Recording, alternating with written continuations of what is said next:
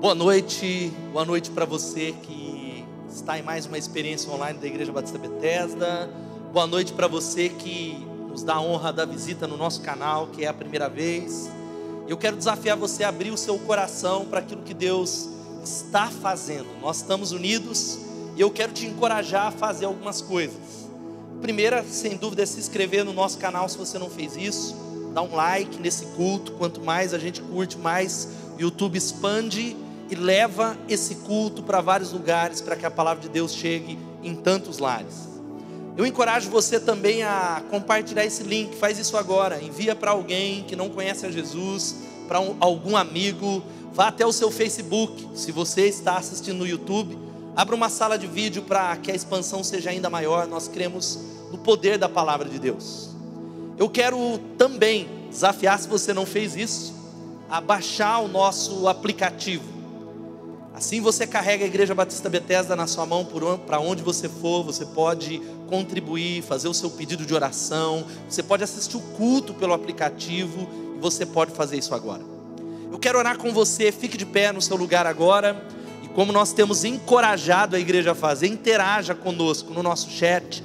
E interaja com esse culto online. Porque não é um culto só online, é o culto. Deus está aqui, nós estamos conectados. Quando nós desafiarmos você a bater palma, bata palma. Quando for para contribuir, faça isso, ore, clame com a sua família, anote a palavra. Deus vai fazer coisas extraordinárias, eu creio nisso. Vamos orar. Senhor, eu te louvo. Obrigado pela família Bethesda. Tantos domingos que nós estamos separados do presencial, mas o Senhor tem feito tantas coisas.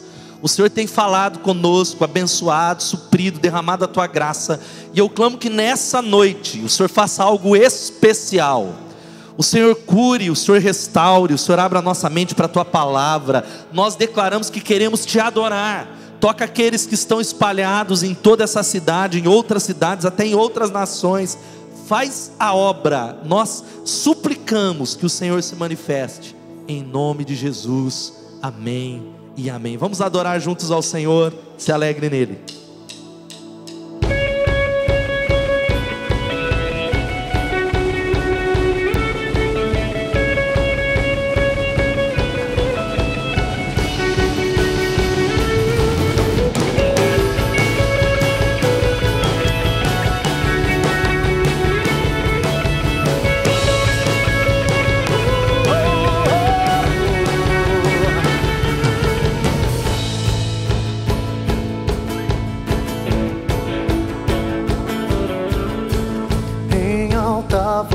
Direi a todos, vou contar tua bondade, eu sei, não pode acabar.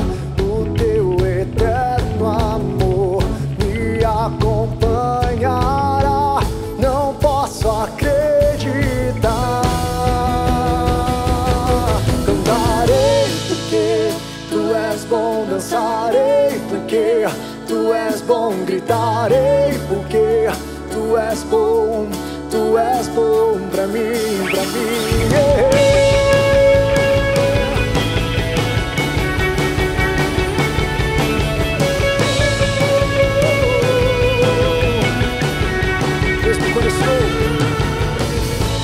Mesmo quando estou em meio à escuridão, o teu amor reluz e acende o coração. Incomparável Deus,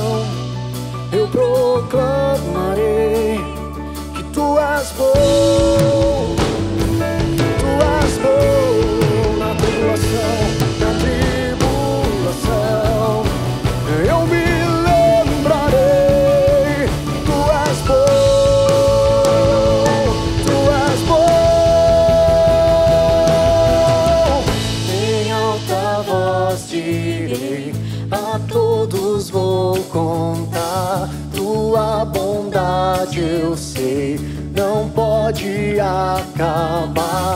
O teu eterno amor me acompanhará. Não posso acreditar.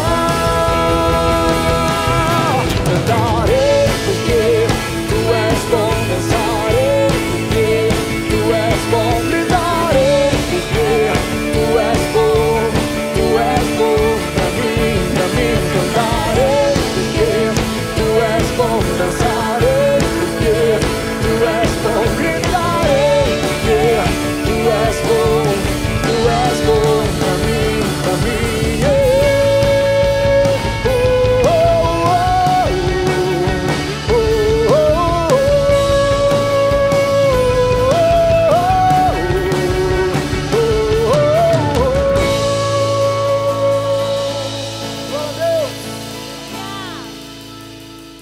Aleluia. Vamos declarar que o Senhor é um bom Pai. É o que Ele é. Tu és, Senhor. Tu és o nosso Pai. Tu és o nosso Abba. E nós te amamos, Senhor. Aleluia.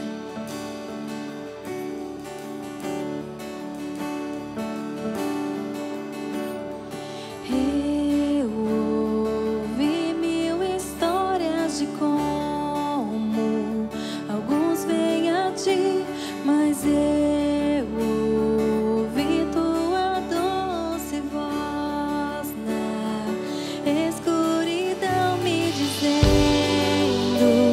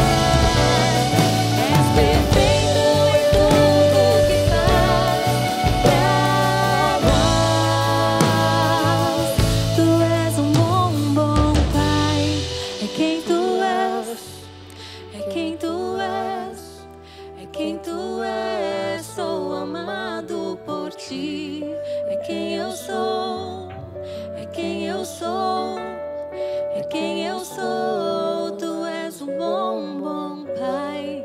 É quem tu és, é quem tu és, é quem tu és. Sou amado por ti. É quem eu sou, é quem eu sou, é quem eu sou.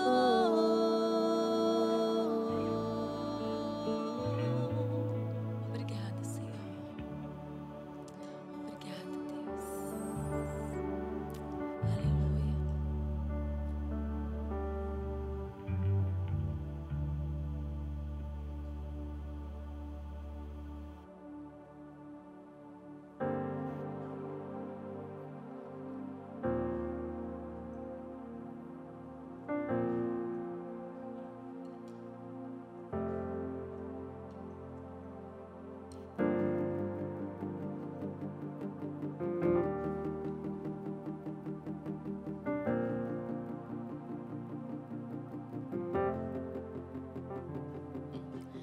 Paz, encontrei a paz, os ventos cessarão ao ouvir tua voz.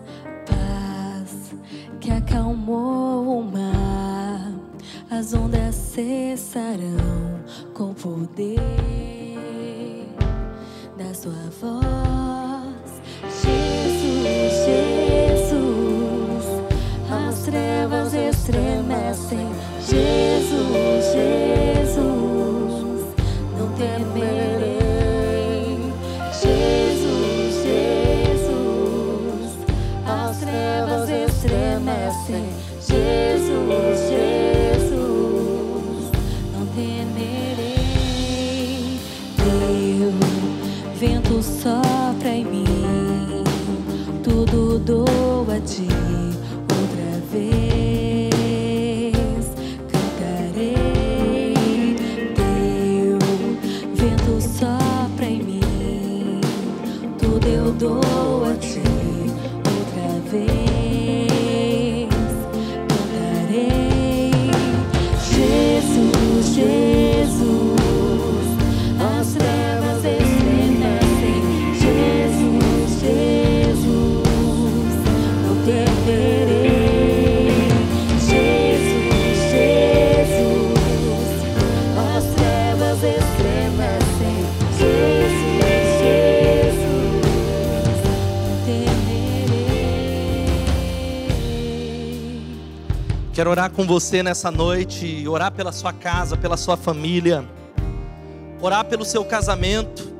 E nós cantamos essa canção com uma convicção que a fé cura, com uma convicção que o nome de Jesus, o nome que está acima de todo nome, as trevas estremecem, os demônios se submetem. A Bíblia diz que um dia todo joelho daqueles que estão nos céus, na terra e debaixo da terra hão de se prostrar e declarar que Jesus Cristo é o Senhor.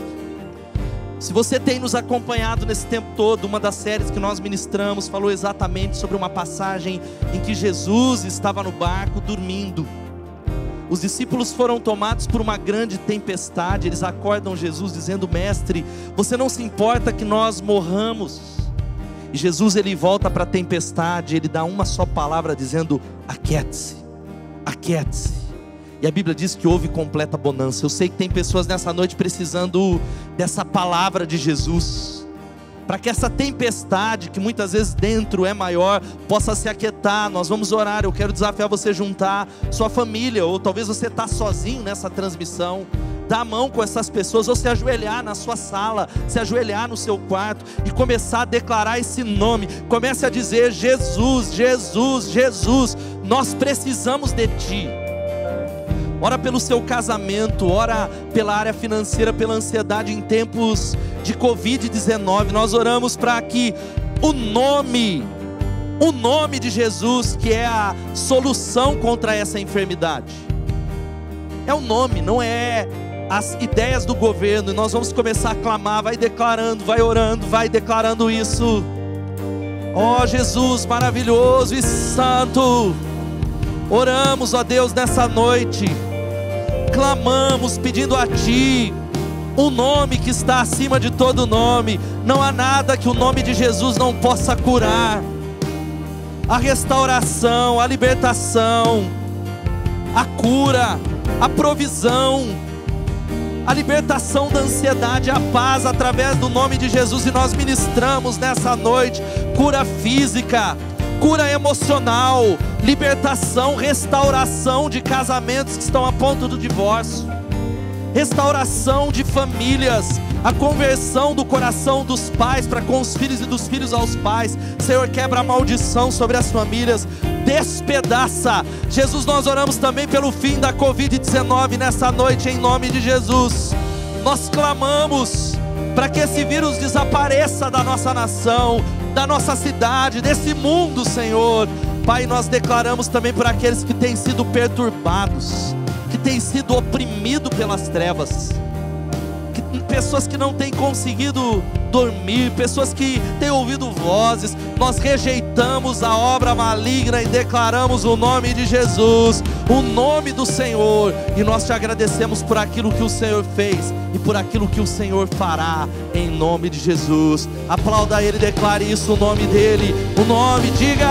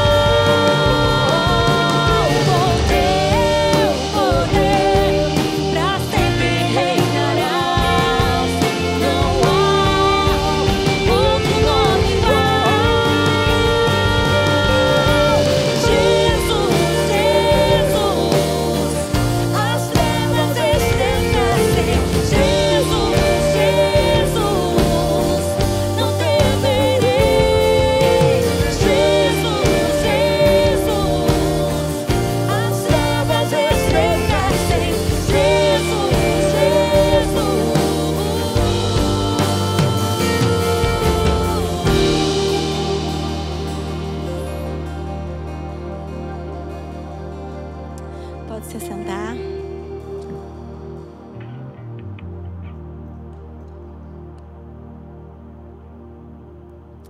Glória a Deus, a igreja não para.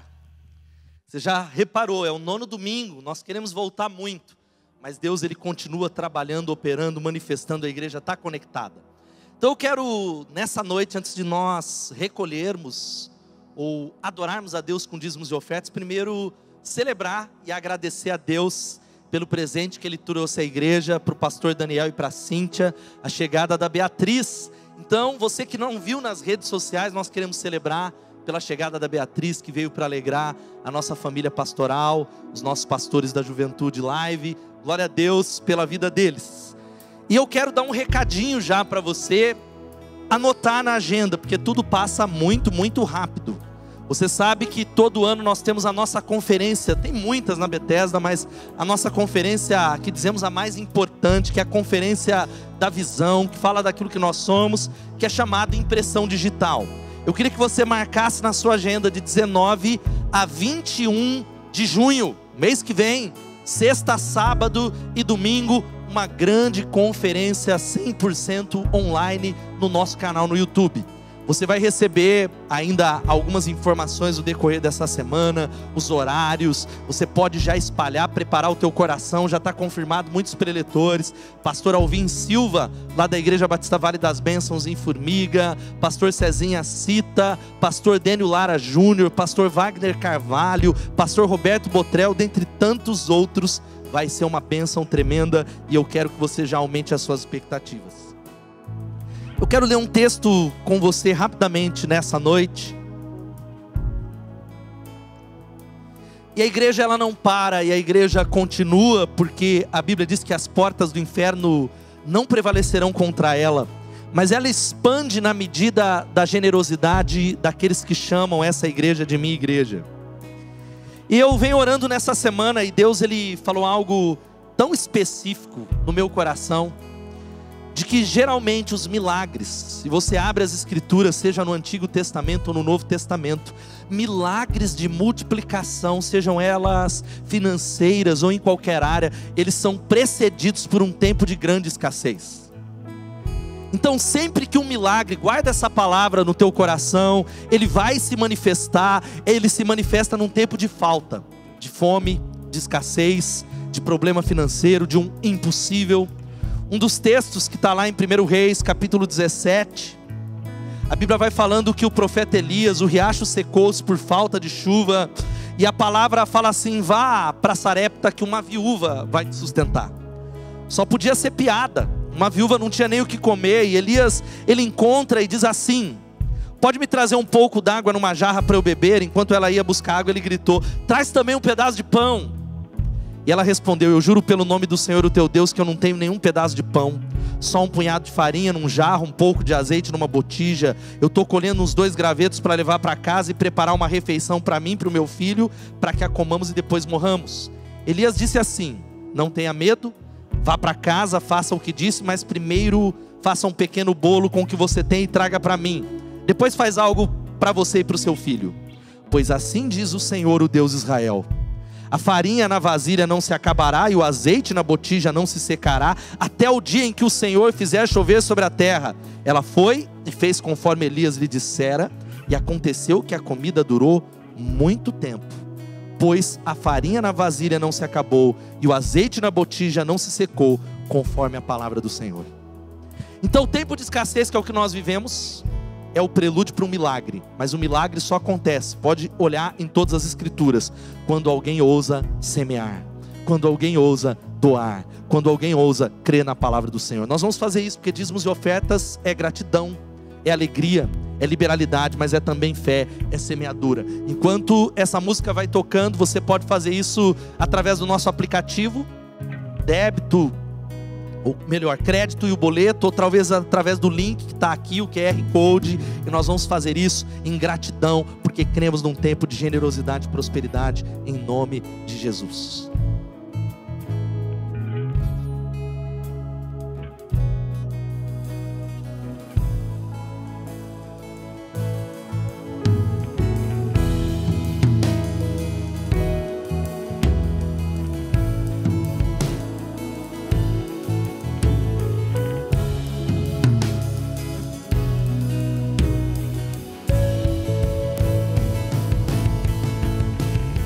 Vamos agradecer a Deus pela multiplicação e por dízimos e ofertas. Eu quero orar para que Deus ele o abençoe, que você coloque os olhos naquele que está cuidando da sua casa. Senhor, obrigado, porque é o Senhor que cuida de nós, e nós declaramos juntos como igreja e aqueles que estão nessa transmissão, que não cremos em pacotes do governo. O céu não está em crise. Clamamos que o Senhor multiplique tudo aquilo que foi entregue, ó Deus, para que a tua obra expanda, devolvido para o Senhor, e abençoa o teu povo. Abre portas para aqueles que estão pedindo uma porta aberta. Eu clamo que a bênção do Senhor, a bênção da provisão chegue sobre todo o teu povo, em nome de Jesus, amém e amém. Vamos para a palavra? Vai morar no jardim, vai morar no jardim. Eu tô indo ali, eu não tô indo ali, porque se eu falar que eu tô indo lá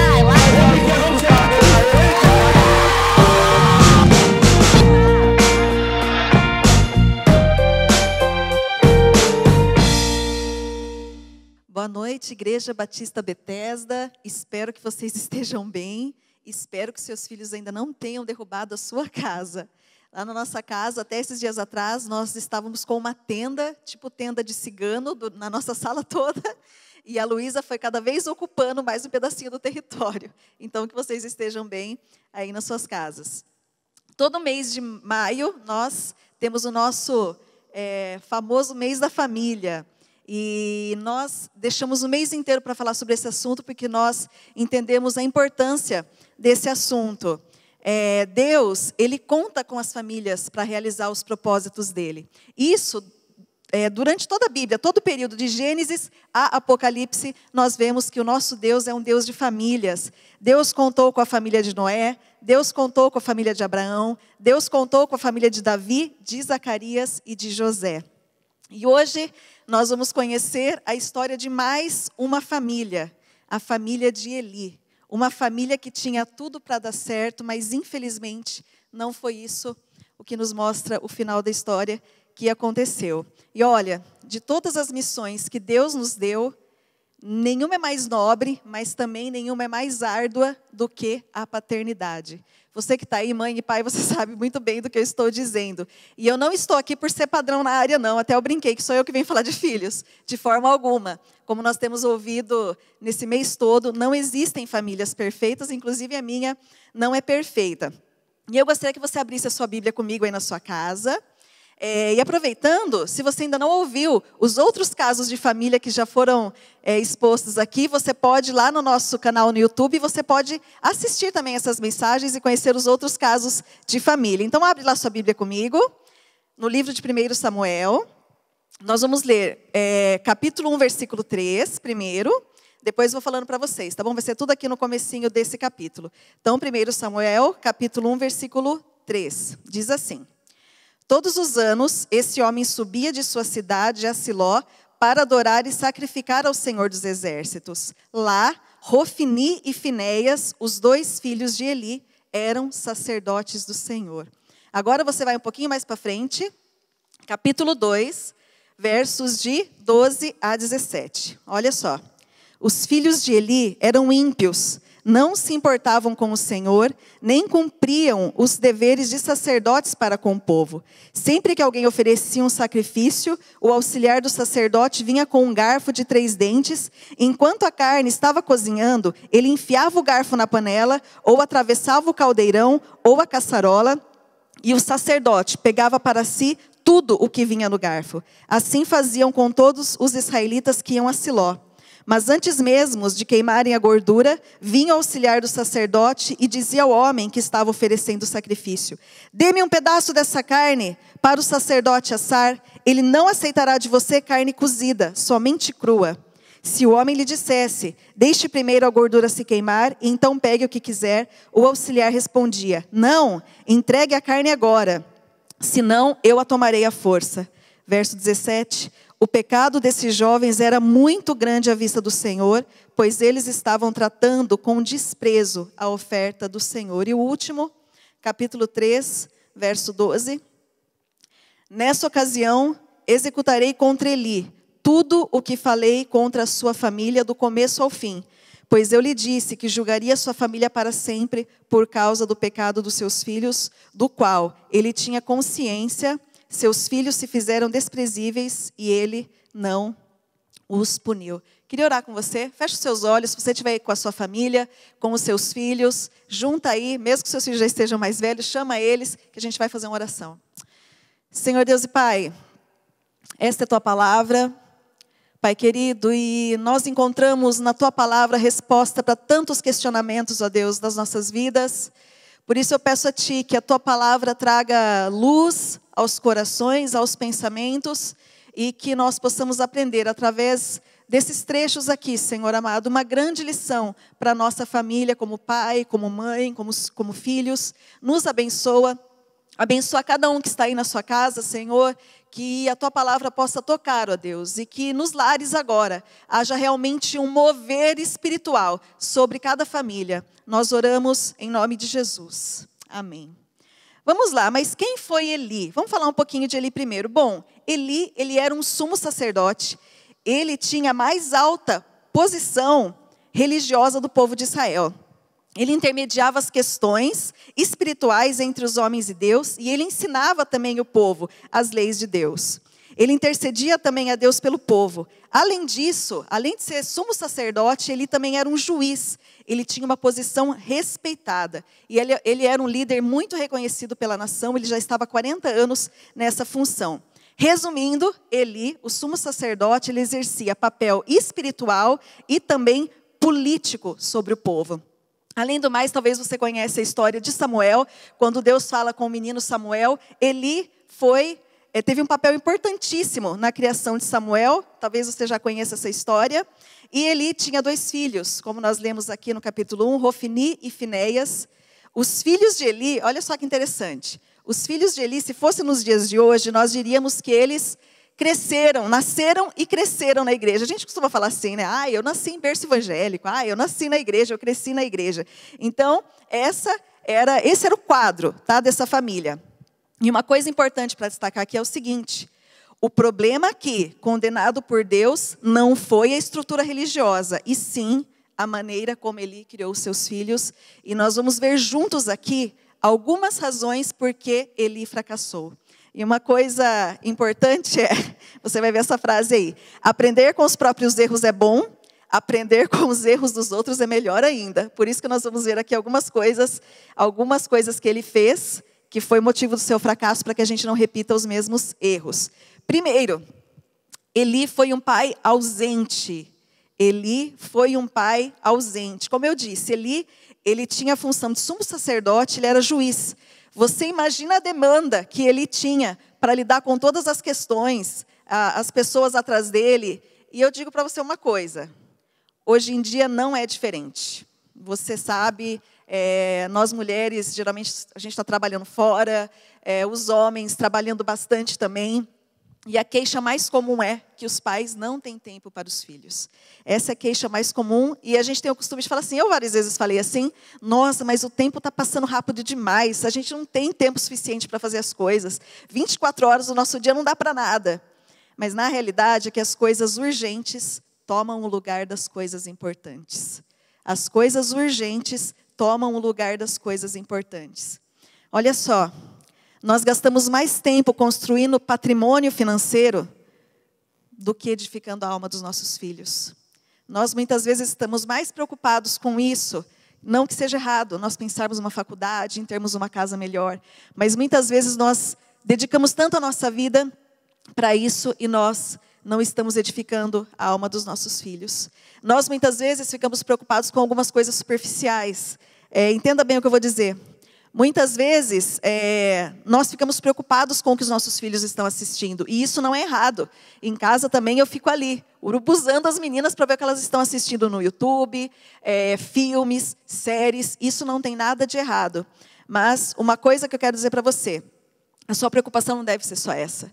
A sua preocupação deve ser em discipular os seus filhos. Não que você não tenha que ficar em cima, tá bom? Mas muitas vezes eu vejo algumas pessoas: meu filho não pode assistir tal canal, porque meu filho não pode ver tal coisa, meu filho não pode ouvir tal coisa. Mas não tem dedicado tempo no discipulado dos seus filhos. Nenhuma preocupação em discipular seus filhos no dia a dia. Nenhuma preocupação. E esse texto que nós vamos ler, eu queria que você lesse junto comigo aí da sua casa, Deuteronômio 6, 4-9. Olha que palavra forte. Ouça, ó Israel, o Senhor, o nosso Deus, é o único Senhor. Ame o Senhor, o seu Deus, de todo o seu coração, de toda a sua alma, de todas as suas forças. Que todas essas palavras que hoje lhes ordeno estejam em seu coração. Pais, estejam em seu coração, pais. Ensine-as com persistência a seus filhos. Conversem sobre elas quando estiverem sentado em casa, quando estiverem andando pelo caminho, quando você se deitar ou quando você se levantar. Amarre-as como um sinal nos braços e prenda-as na testa. Escreva nos batentes das portas, escreva recadinho, coloca na geladeira, escreva em qualquer lugar que você quiser da sua casa e em seus portões. Nós precisamos ensinar aos nossos filhos que o nosso Deus é o único Senhor verdadeiro. E esse papel é o nosso. Esse papel não é da Igreja Batista Betesda. Esse papel é dos pais. Então você, papai e mamãe, esse papel é seu. Nós estamos aqui, lógico, para auxiliá-los como igreja. Mas o papel de discipulado dos seus filhos é de vocês. Então guardem isso, que essas palavras que hoje lhe ordeno estejam no seu coração, papai e mamãe, para que você possa ensinar para os seus filhos. E aqui esse texto fala um pouquinho sobre o tempo. Olha só, converse sobre quando estiver sentado. Hoje em dia a gente não conversa mais, né? Talvez a gente senta ali, assiste televisão, Netflix e tantos outros recursos aí de séries, andando pelo caminho também. Hoje em dia também não tem mais isso. Os nossos filhos muitas vezes vão de van para a escola, tá? E não tem problema com isso. Mas quando se deitar, colocar os filhos para dormir, quando se levantar, conversar com os nossos filhos, aqui está falando sobre diálogo. E isso é muito importante no discipulado dos nossos filhos. Agora fala aqui para mim, quanto tempo você tem dedicado aos seus filhos? Quanto tempo você tem dedicado aos seus filhos? Quanto tempo você tem ficado no celular? Misericórdia, o bichinho que vicia. Quanto tempo você tem ficado no seu celular? Olha só o que vai aparecer para vocês. Uma matéria da Folha de São Paulo. Olha que inversão. Filhos reclamam que pais ficam tempo demais no celular e não dão atenção a eles. Se você colocar lá no Google, vai ter muitas matérias desse tipo. Pesquisa mostra que o vício dos pais em smartphones elevou a insatisfação das crianças. Olha só que coisa doida, né? Antigamente, os pais ficavam preocupados com a questão do vício do celular e hoje em dia as crianças estão preocupadas com isso, fazendo esse tipo de reclamação. Olha só, especialistas dizem que muitas vezes nós pegamos o celular sem nem saber o porquê nós pegamos. Para mudar é preciso sair do automático e prestar atenção em cada momento que você está pegando no seu aparelho. Você não concorda? Muitas vezes está passando, o celular está ali, você pega o celular, não tem nem motivo de você pegar, não tem nada sério para você responder, mas a nossa tendência é a gente pega, sempre está com o bichinho do lado, né? Ou está do lado da cama, ou está até junto, dorme junto com a gente, acorda junto com a gente, e senta junto com a gente, anda pelo caminho junto com a gente. Talvez o celular está mais próximo da gente que os nossos filhos. Misericórdia. Os pais conectados também precisam de muita autoobservação. Celular é um vício e ninguém vai se desconectar do dia para a noite, sabe? Tipo aquela promessa de segunda-feira de regime. Segunda-feira eu começo, segunda-feira eu vou abrir mão um pouquinho do celular. E você sabe que é difícil, a gente sabe o quanto é difícil. E eu gostaria que você assistisse um vídeo forte. É um vídeo simples, mas com um conteúdo poderoso. Eu queria que você assistisse comigo esse vídeo um pouquinho. O meu filho vive no celular. O meu filho não sai da frente do computador. O meu filho não larga o videogame. Eu ouço muito isso. Os nossos filhos, eles não saem da tecnologia. Os nossos filhos lembram alguém? Eles lembram a gente mesmo. A gente não sai da frente da tela, a gente não sai da frente do celular, a gente está sempre respondendo o último e-mail, a gente está sempre olhando aquele último post do Facebook. E os nossos filhos estão gritando, olha pai, olha pai. Isso aconteceu comigo. Eu olhando no meu celular, respondendo aquele último e-mail, respondendo um WhatsApp importante do trabalho, e a minha filha dizendo, olha pai, dando algum pulo no sofá, olha pai. Eu olhava e voltava para o celular. E ela sabe, as crianças sabem quando a gente está olhando de verdade, quando a gente está naquele momento. E eu respondendo, e eu olhava, e ela, olha pai, eu olhava, e ela foi vindo. E ela se posicionou debaixo do meu celular, e ela olhou para mim e disse, pai, às vezes para você olhar para mim, eu preciso ficar aqui, atrás do seu celular. E aquilo foi um tapa na minha cara. É chocante quando seu filho fala isso. Coloquei meu celular no silencioso, no avião. A partir de então eu aprendi que se eu chegar em casa, eu tenho que colocar tudo em off. E eu tenho que viver uma vida com elas, olhando no olho delas, aprendendo, ouvindo o que elas têm para me dizer. Eu tenho que estar onde eu realmente estou, porque a tecnologia é essa coisa maravilhosa que une pessoas que estão distantes, mas que também separa pessoas que estão próximas. E não é certo, não é saudável. Toda a família está em casa e cada um no seu celular. A gente está se distanciando. Então o que eu aprendi é que o meu filho, a minha filha, ela não sai da frente do computador e da tela porque eu não saio. E que no momento que eu sair, a gente vai começar a criar conexões analógicas, conexões neurológicas, fisiológicas. A gente vai estar cada vez mais próximo, sem uma tela nos separando. A minha filha me ensinou uma outra coisa, um dia que a gente estava tirando foto. Eu e ela, a gente decidiu fazer um bolo. E a gente fazendo o bolo e foi super legal. A gente sujo de farinha e eu tirando uma selfie, tirando foto dela e pensando, mano, vai ficar irado no Instagram. E aí ela me olhou e falou, pai, vamos tirar menos foto e vamos viver mais a vida real. E foi mais um tapa na minha cara. Eu estava querendo botar uma tela nos separando, se eu podia viver aquilo de verdade. Eu podia estar onde eu realmente estava. Eu podia estar com a minha alma naquela convivência familiar, naquela convivência com a minha filha. E é a minha filha, uma criança, me ensinando a fazer bom uso da tecnologia. É a minha filha ensinando que eu posso chamar ela para sair do celular, não para tomar banho, fazer uma coisa chata, tipo dormir, fazer o dever. Eu posso chamar ela para ela sair do celular, ou do iPad, ou da televisão, para fazer uma coisa comigo. E aí eu tenho certeza que ela vai sair da frente da tecnologia. Porque toda criança troca o tempo de tela por um tempo de qualidade com o seu pai. Basta a gente sair do nosso celular. Que vídeo forte você viu aí, que mensagem forte. Pai, sai do celular. Pai, dê atenção aos seus filhos. E como a gente pode mudar essa atitude?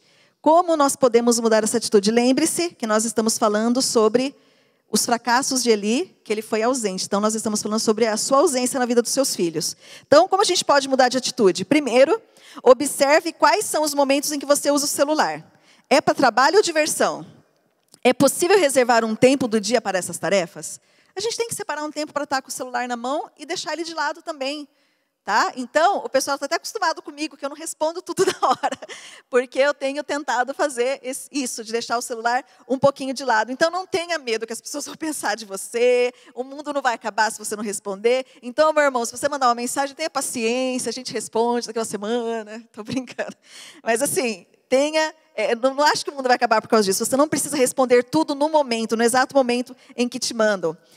2, se o dia é muito ocupado, reserve um tempo de qualidade para os seus filhos. Brinque com os pequenos, em plena atenção. Se são adolescentes, conversem com eles. E se for possível, deixe o celular longe de vocês. Nesse momento, toda a família tem um tempo assim de qualidade. Eu brinco com o pastor Ricardo que tudo que ele fala aqui eu uso contra ele mesmo. E uma vez ele falou uma frase que eu guardei muito, muito isso. E vira e mexe eu falo isso lá em casa para todo mundo. Onde estiver, esteja por inteiro. Então, se você estiver com a sua família, brincando ali com sua filha, esteja ali por inteiro. Esteja brincando ali, não com a cabeça em outro lugar. Guarde essa frase. Onde você estiver, esteja por inteiro. 3, seja o exemplo. Se pais ficam muito no celular e acham que estar bem nas redes sociais é importante, esse mesmo valor vai ser passado para os seus filhos. Então, não tem como, você viu no vídeo, a gente vai reproduzir pessoas como nós, né? A Suzana é a cópia do Ricardo e a Luísa é super parecida comigo. Então, não tem jeito, a gente vai reproduzir algumas características nos nossos filhos. Outra coisa, como nós temos sempre falado, abre aspas, minha irmã, meu irmão, não deixe o seu filho pequeno que eu digo até 12, 13 anos, ter rede social, Instagram, Facebook, não faça isso com seus filhos, não. Não faça isso, não, dê limites. Né? Se já tiver, aí como eu vou tirar agora, Elô? Conversa, fala, filho, a mamãe errou, papai errou, você está lá, mas você não tem idade ainda para isso. Tá? Então, tome, a gente tem falado muito sobre isso na igreja, então assim, se Deus tem falado com você, obedeça o que Deus tem falado. 4, tenha em mente que as pessoas que estão presentes em um ambiente vão ter prioridade aos que estão no celular. Nós que estamos ali, sua família, é prioridade do que aqueles que estão no celular. Nem sempre todas as mensagens precisam ser respondidas na hora. O importante agora continuará sendo importante depois. Pode ter certeza que notícia ruim chega logo e vão te ligar. Ninguém vai mandar notícia ruim por WhatsApp. Então, assim, o que é importante agora continuará sendo importante depois. E qual a prioridade dos nossos filhos nas nossas agendas? Qual é a prioridade dos nossos filhos nas nossas agendas? E sabe o que é engraçado? Muitas vezes, isso não acontece aqui na nossa igreja, tá, irmãos? É em outras igrejas. Muitas pessoas, às vezes, falam que estão sem tempo para a família. Olha, eu não tenho mais tempo para minha família, porque eu não tenho tempo de passear, porque eu não tenho tempo para ficar junto com eles. Eu acho que é a igreja que está roubando muito o meu tempo. Gente, isso é uma mentira que Satanás tem colocado na mente das pessoas. Nós somos o exemplo vivo lá em casa. Nós somos 24 horas por dia ligados na igreja. O tempo inteiro, pensando em igreja. A gente chega ao almoço falando de igreja, a gente vai dormir pensando em igreja. Mas é uma mentira do diabo. Quando você deixa de estar nas coisas de Deus, quando você deixa de liderar, achando que é isso daí que vai resolver o problema de tempo da sua família. Isso é um engano de Satanás. Isso é uma mentira do diabo. Então, primeiro, que nós falamos aqui, falta de tempo. Você ser um pai ausente. O segundo... Outra coisa que fez com que ele fracassasse foi que ele era um pai omisso e acomodado. Então, primeiro, ele foi um pai ausente. Segundo, ele foi um pai omisso e acomodado. E olha só que interessante. Sabe o que quer dizer omisso no dicionário? Que é dado ao esquecimento ou não faz o que deveria, que revela ou age com negligência, descuidado. Uma pessoa negligente. Sabe o que acontece? Eli tinha consciência de tudo o que estava acontecendo com os seus filhos, como a gente vai ouvir um pouquinho ainda, mas fazia de conta que não via. Olha só o que diz 1 Samuel 3,13. Pois eu lhe disse que julgaria sua família para sempre por causa dos pecados dos seus filhos, do qual Eli tinha consciência E seus filhos se fizeram desprezíveis e Eli não os repreendeu. Eli tinha consciência e não os repreendeu. Ele não abriu os olhos para ver os perigos que estavam rodeando o lar dele. Olha só, eu não vou ler aqui com vocês, mas eu quero desafiar você a ler os 4 primeiros capítulos do livro de 1 Samuel. Leia os 4 primeiros que você vai entender muito bem o que nós estamos falando aqui. Eli foi alertado 3 vezes em relação à conduta dos seus filhos. 3 vezes. A primeira vez, o público geral. Versículo 2, versículo 23 diz assim, está todo mundo comentando. Resumindo, o povo todo estava comentando das palhaçadas dos filhos de Eli. Na segunda vez, um profeta anônimo também foi lá para falar sobre os filhos de Eli. E, da terceira vez, a advertência do próprio Deus através do menino Samuel. Então, às vezes as pessoas enxergam o que nós não queremos ver. Deus tem misericórdia. Às vezes as pessoas enxergam o que a gente não quer assumir, o que a gente não quer ver. Muitas vezes a gente ouve algumas orientações dos nossos líderes espirituais, o seu líder de célula, e você não dá valor, você talvez não dá ouvidos. Você precisa ouvir aquilo que Deus quer falar através das pessoas que você confia, através de pessoas de Deus. Nós falamos aqui que ele foi um pai omisso e também acomodado. Olha só que interessante. Eli começa no capítulo 1, sentado na cadeira, capítulo 1, versículo 9, que Eli estava lá, sentado na cadeira na porta do templo. E no capítulo 4, Eli também se encontra sentado numa cadeira. Então ele se tornou um pai acomodado. Que Deus levante você dessa cadeira, dessa acomodação. Que Deus nos levante como mães e pais da nossa cadeira, do lugar de conforto. Uma outra razão porque Eli fracassou. Então, primeiro, ele foi um pai ausente. Segundo, Eli foi um pai omisso.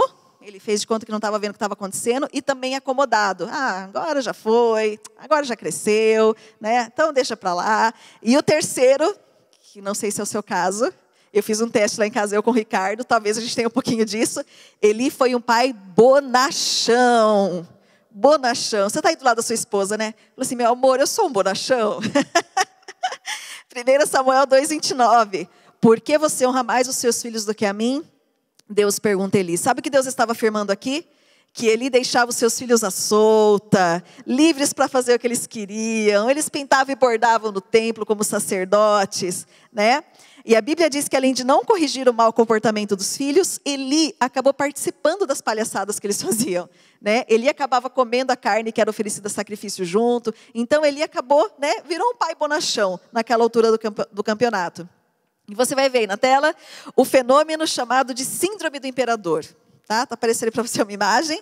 Uma referência, olha só que interessante. Eu não sei aí, tem um teste no Google, você pode procurar para saber se você tem um filho ou imperador dentro da sua casa.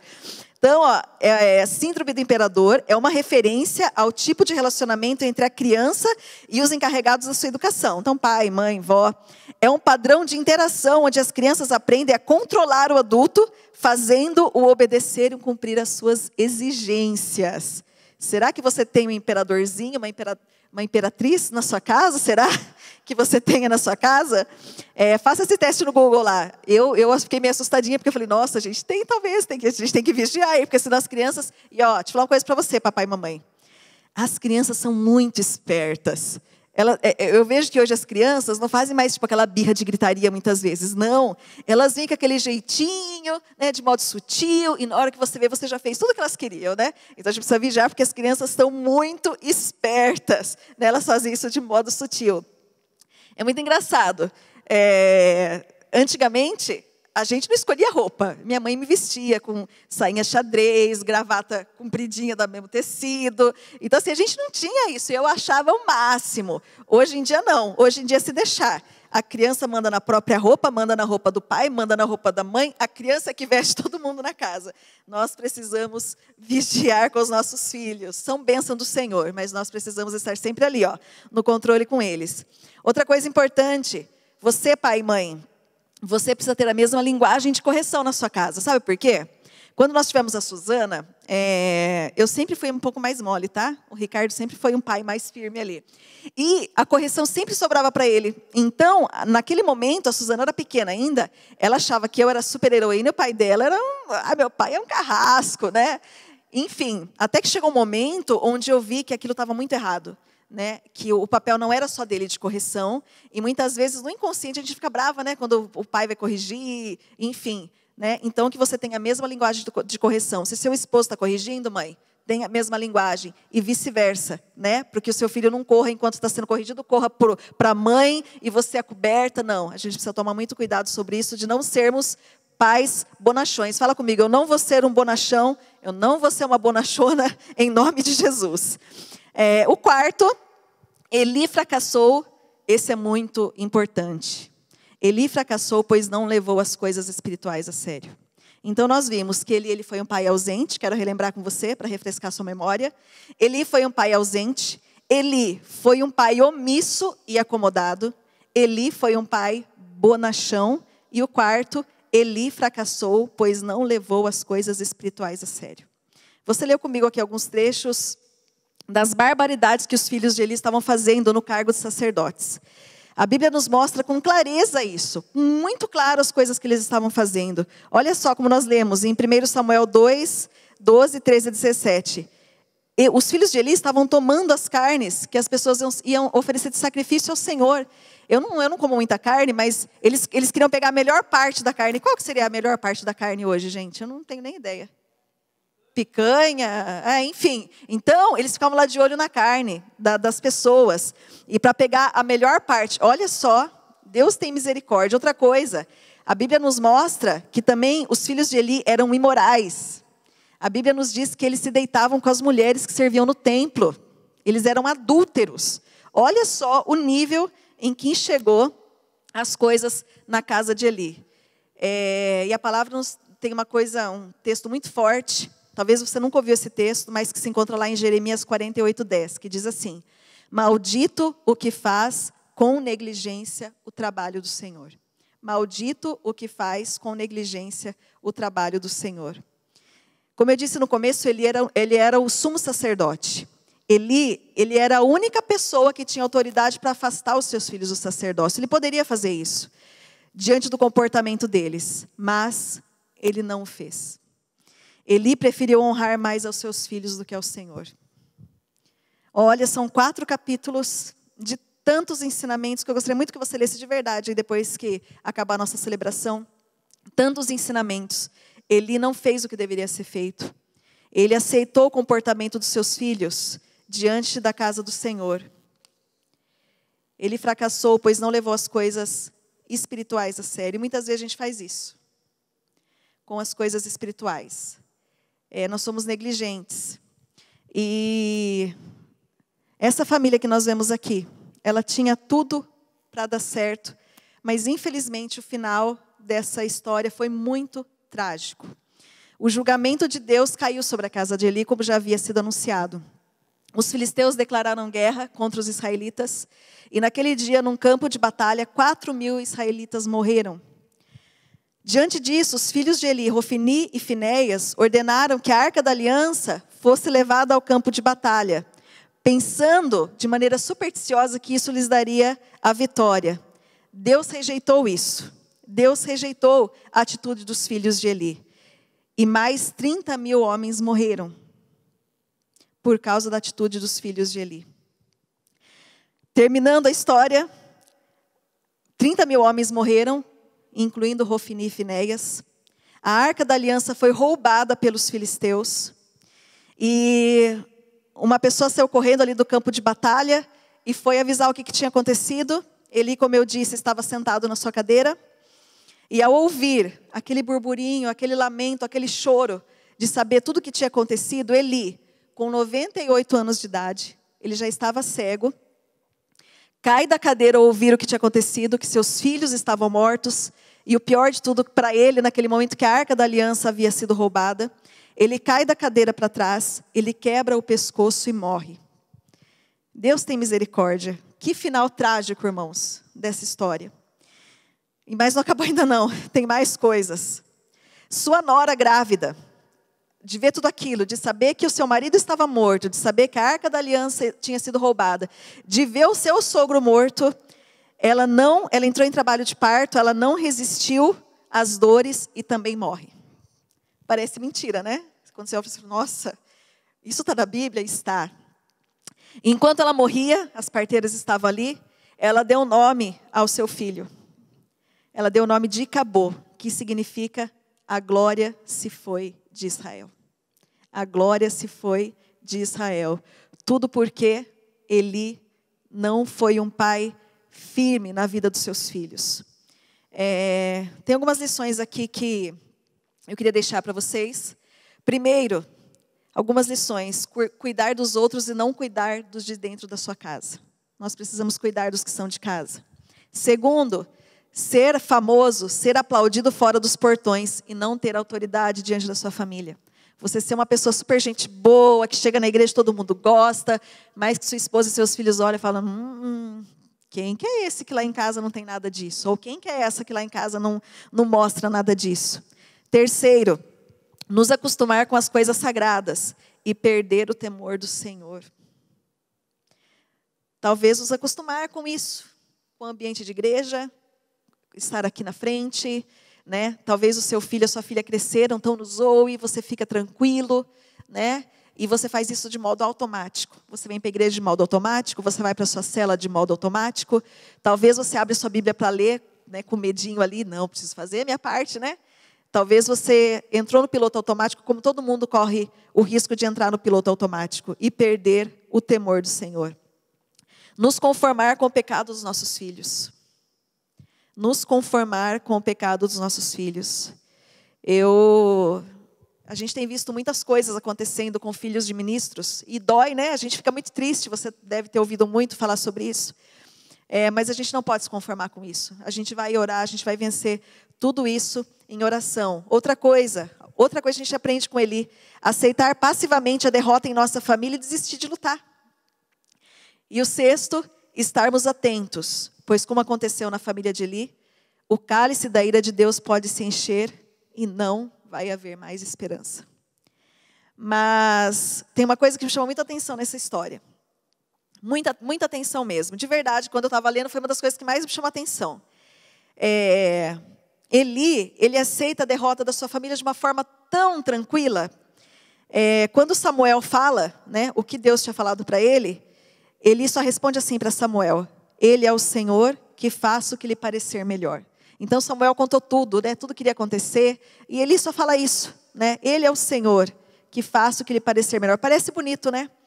Mas de verdade, eu acho que como outros homens da Bíblia que nós vemos, Eli deveria ter caído de joelhos no chão, ele deveria ter gritado, ter clamado, ter pedido mais uma chance, ter pedido, né, Jesus, Deus, tem misericórdia dos meus filhos, Deus, não deixa acontecer isso com eles, Deus, não permita que essa tragédia chegue na minha casa, Deus, visita eles, né? E não foi isso que ele fez, ele simplesmente entregou os pontos. E uma coisa que eu quero dizer para vocês aqui nessa noite é que nenhuma família está blindada.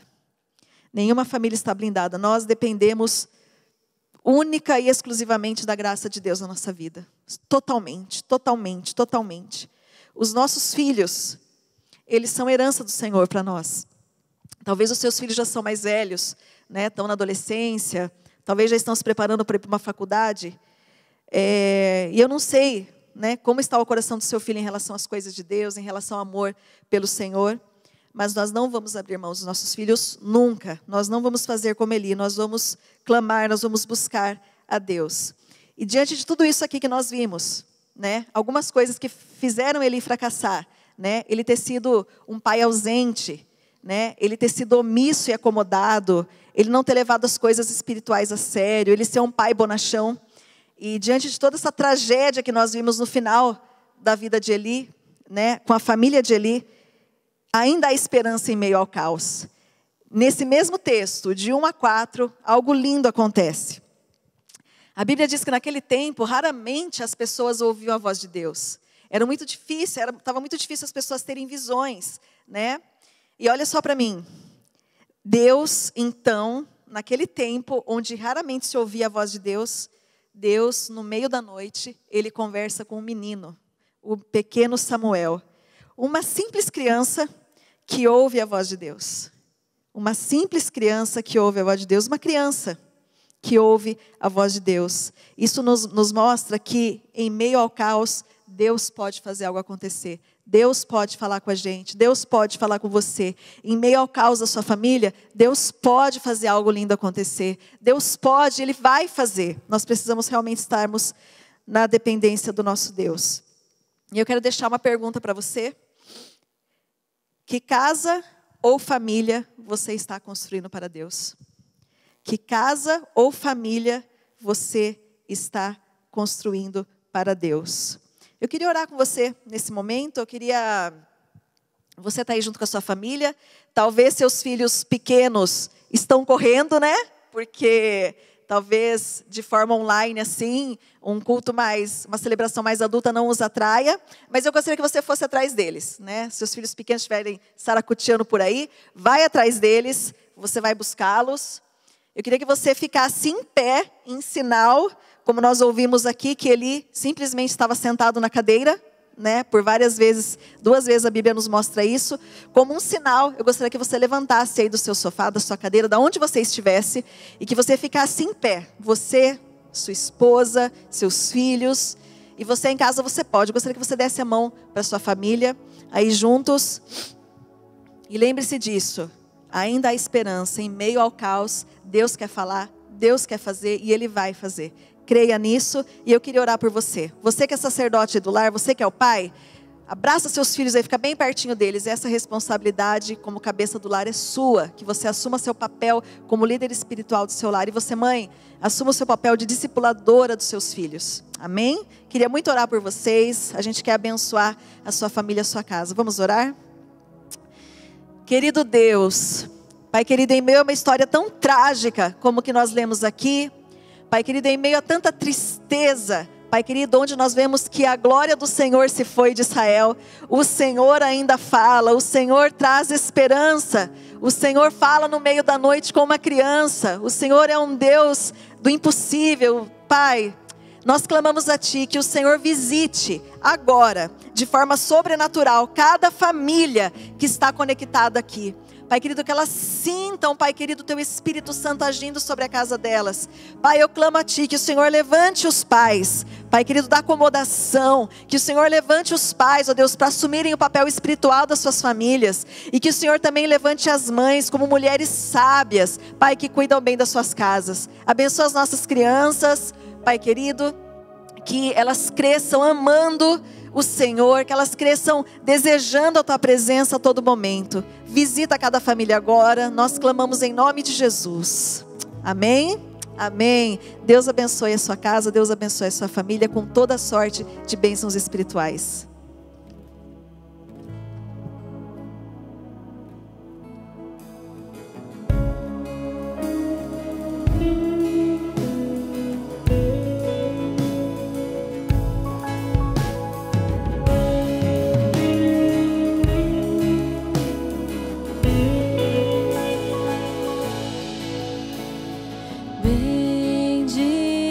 Bendirei ao Senhor para sempre, proclamarei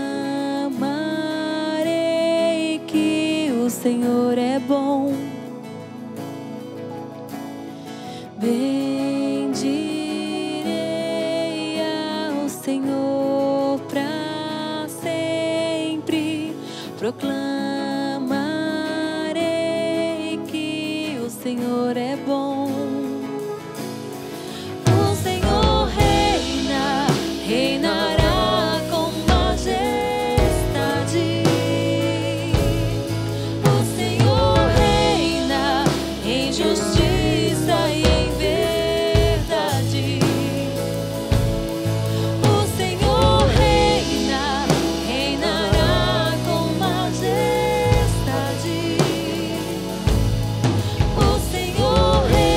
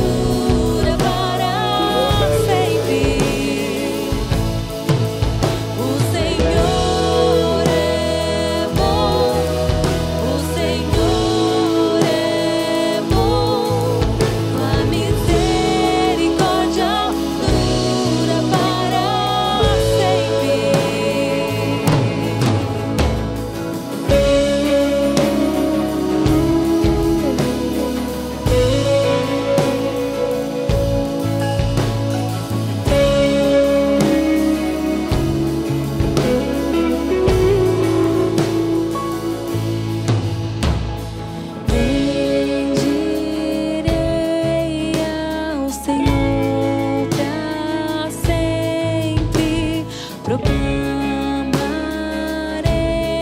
que o Senhor é bom. Bendirei ao Senhor pra sempre. Proclamarei que o Senhor é bom. O Senhor reina, reinará com majestade. O Senhor reina em justiça e em verdade. O Senhor reina, reinará com majestade. O Senhor reina em justiça e em verdade. O Senhor é bom, o Senhor é bom, sua misericórdia dura para sempre. O Senhor é bom, o Senhor é bom, sua misericórdia dura para sempre. O Senhor é bom, o Senhor é bom, sua misericórdia dura para sempre. O Senhor é bom, o Senhor é bom, o Senhor é bom, sua misericórdia dura para sempre.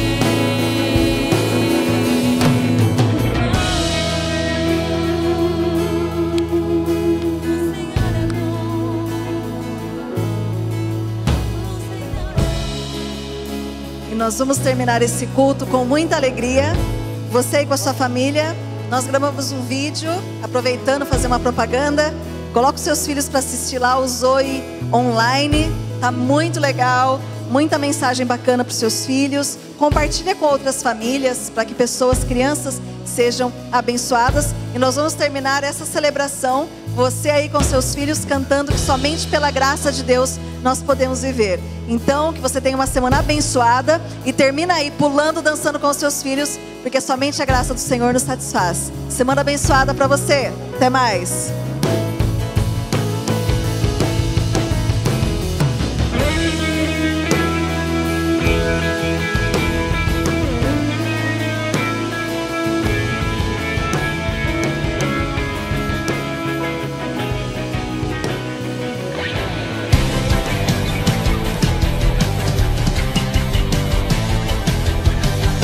Não é pelo que fiz e nem pelo que sou. O nome disso é graça, só pela tua graça.